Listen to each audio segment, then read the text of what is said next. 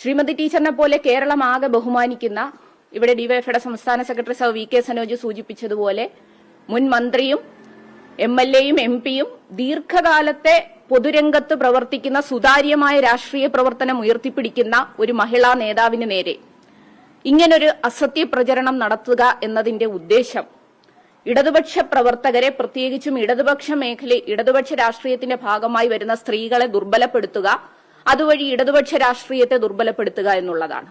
ഇത് ഒരു തലത്തിലും അംഗീകരിക്കാൻ കഴിയില്ല. ഡിവൈഎഫ്ഐ അതിശക്തമായ പ്രതിഷേധം ഉയർത്തിക്കൊണ്ടുവരും. യൂട്യൂബർമാരാണ് ആദ്യം ഇത്തരം വാർത്തകൾ കൊണ്ടുവന്നത്. ഇന്നലെ ഒരു സായാഹ്ന പത്രവും തുടർന്ന് ഒരു ചാനലും ഈ വാർത്ത പുറത്തു കൊടുക്കുകയാണ്. ഇത് കണ്ടുപോകുന്ന ആളുകൾ വിശ്വസിച്ചു പോകുന്നു എന്നുള്ളതാണ് ഇതിന്റെ ഏറ്റവും ദുഃഖകരമായ കാര്യം. ഇതിന്റെ സത്യാവസ്ഥയിലേക്ക് പലപ്പോഴും കാര്യങ്ങൾ പോകുന്നില്ല. ഇങ്ങനെ നുണ പ്രചരിപ്പിക്കാനുള്ള പരിശ്രമം ഇനിയും തുടരുകയാണെങ്കിൽ ഇത്തരം തോന്നിവാസങ്ങളെ മാധ്യമപ്രവർത്തനത്തിന്റെ ലേബലിനകത്ത് കൂട്ടിക്കെട്ടേണ്ടതില്ല.